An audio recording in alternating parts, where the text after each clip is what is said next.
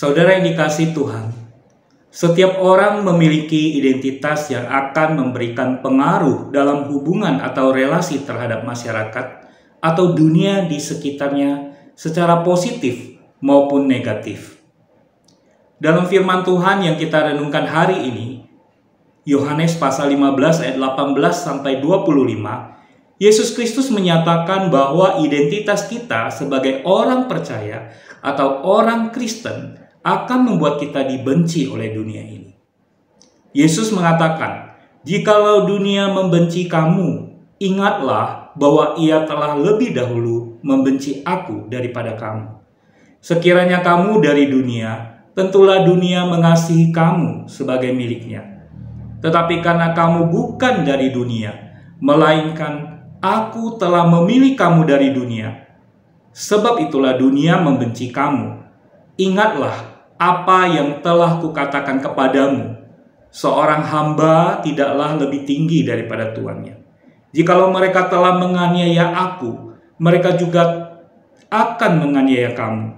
Jikalau mereka telah menuruti firman-Ku, mereka juga akan menuruti perkataanmu." Saudara, pada zaman Tuhan Yesus, seorang hamba adalah budak yang milik Tuhan secara penuh. Maka Yesus dengan jelas menggunakan istilah hamba sebagai identitas kita, sebagai orang percaya dalam relasi kita dengan Tuhan Yesus sebagai Tuannya. Karena itu ketika kita percaya kepada Tuhan Yesus, maka kita telah dibeli atau ditebus dosanya dan harganya telah lunas dibayar oleh Yesus Kristus. Tuhan Yesus telah memilih kita dari dunia sebagai hamba dosa untuk menjadi hamba kebenaran yang dimiliki Tuhan. Kita dikasihi, dibenarkan, dan dikuduskan dalam namanya. Kita membawa nama Tuhan Yesus di dalam identitas baru sebagai hamba yang taat dalam mengikut Tuhan Yesus dengan setia. Identitas kita sebagai orang percaya menunjukkan bahwa kita telah diselamatkan, dipilih Tuhan keluar dari keberdosaan dunia dan hidup di dalam kebenaran firman Tuhan. Hal ini menyebabkan kita dibenci oleh dunia. Tuhan telah mengingatkan kita bahwa Dia terlebih dahulu dibenci oleh dunia ini. Kehadiran Yesus Kristus di dalam dunia ini adalah mengingatkan bahwa apa yang terjadi dalam dirinya adalah satu penggenapan hukum Taurat, di mana Dia dibenci dan dianiaya bahkan mati di kayu salib oleh bangsanya sendiri, masyarakat Yahudi saat itu, dengan tanpa ada alasan. Saudara yang dikasihi Tuhan, setelah mendengar perenungan ini, kiranya kita semakin sadar akan identitas kita sebagai orang percaya, bahwa kita sepenuhnya adalah milik Tuhan, yang akan selalu membawa nama Tuhan, seperti hamba yang sepenuhnya taat dan setia mengikut tuannya. Yesus Kristus, Tuhan kita, telah dibenci dan dianiaya bahkan sampai mati di salib, sehingga menjadi berkat bagi segala bangsa. Saudara, apakah kita mau tetap setia untuk mengikut Tuhan di tengah dunia yang tidak bersahabat dengan kita?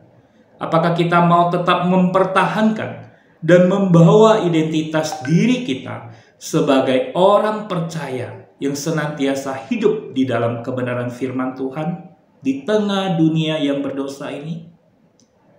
Mari kita terus memohon kekuatan dari Tuhan untuk berkomitmen mengikut Tuhan, seperti lagu "Mengikut Yesus Keputusanku" yang pasti pernah kita dengar dan kita nyanyikan.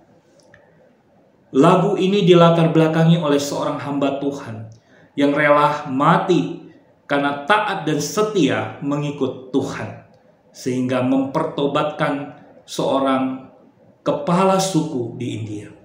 Sekalipun dia dianiaya, kehilangan anggota keluarganya, bahkan nyawanya sendiri, dia tetap setia mengikut Yesus sampai akhir hidupnya.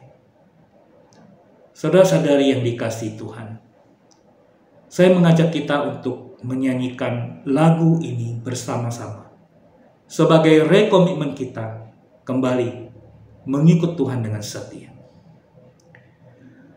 Mengikut Yesus keputusanku, mengikut Yesus keputusanku, mengikut Yesus keputusanku.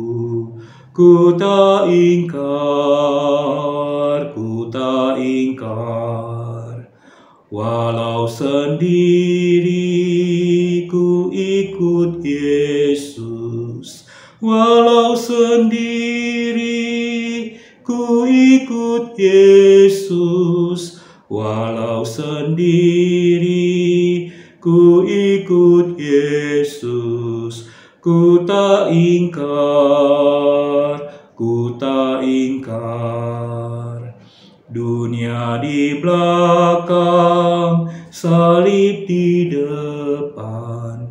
Dunia di belakang, salib di depan. Dunia di belakang, salib di depan. Ku tak ingkar, ku tak ingkar.